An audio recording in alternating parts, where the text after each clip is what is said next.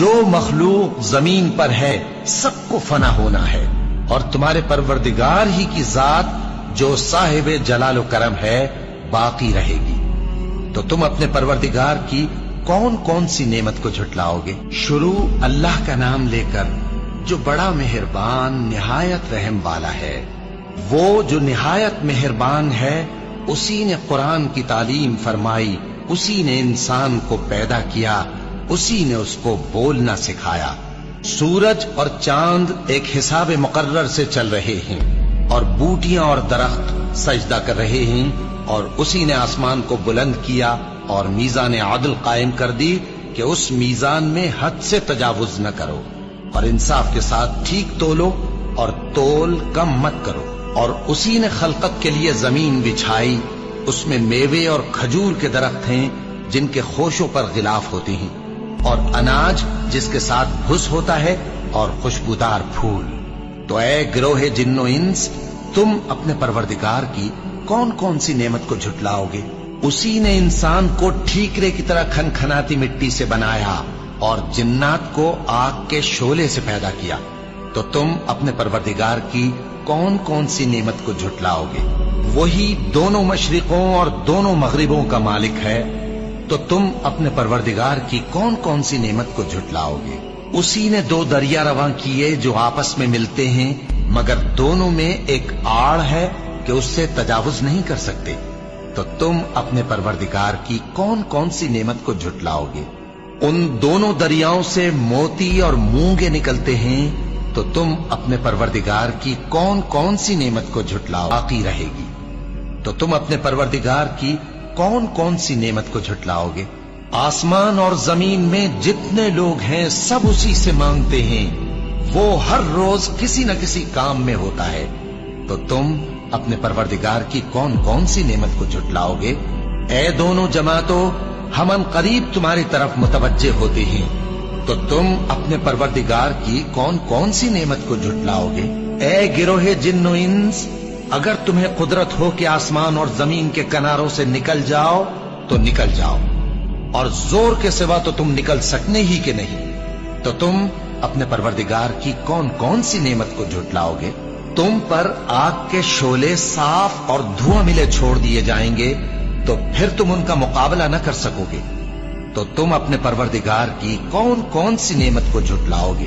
پھر جب آسمان پھٹ کر تیل کی تلچھٹ کی طرح گلابی ہو جائے گا تو وہ کیسا ہولناک دن ہوگا۔ تو تم اپنے پروردگار کی کون کون سی نعمت کو جھٹلاؤ گے؟ تو اس روز نہ تو کسی انسان سے اس کے گناہوں کے بارے میں پرسش کی جائے گی اور نہ کسی جن سے۔ تو تم اپنے پروردگار کی کون کون سی نعمت کو جھٹلاؤ گے؟ گناہگار اپنے چہرے ہی سے پہچان لیے جائیں گے تو پیشانی کے بالوں اور پاؤں سے پکڑ لیے جائیں گے۔ تو تم اپنے پروردگار کی کون کون سی نعمت کو جھٹلاؤ گے؟ یہی وہ جہنم ہے جسے گناہگار لوگ جھٹلاتے تھے، وہ دوزخ اور کھولتے ہوئے گرم پانی کے درمیان گھومتے پھریں گے۔ تو تم اپنے پروردگار کی کون کون سی نعمت کو جھٹلاؤ گے؟ اور جو ان دونوں میں بہت سی شاخیں یعنی قسم قسم کے میووں کے درخت ہیں، تو تم اپنے پروردگار کی کون کون سی نعمت کو جھٹلاؤ گے؟ ان میں دو چشمے بہ رہے ہیں، تو تم اپنے پروردگار کی کون کون سی نعمت کو جھٹلاؤ گے؟ ان میں سب میوے دو دو قسم کے ہیں، تو تم اپنے پروردگار کی کون کون سی نعمت کو جھٹلاؤ گے؟ اہل جنت ایسے بچھونوں پر جن کے استر اطلس کے ہیں تکیہ لگائے ہوئے ہوں گے، اور دونوں باغوں کے میوے قریب جھک رہے ہیں، تو تم اپنے پروردگار کی کون کون سی نعمت کو جھٹلاؤ گے؟ ان میں نیچی نگاہ والی عورتیں ہیں جن کو اہل جنت سے پہلے نہ کسی انسان نے ہاتھ لگایا اور نہ کسی جن نے۔ تو تم اپنے پروردگار کی کون کون سی نعمت کو جھٹلاؤ گے؟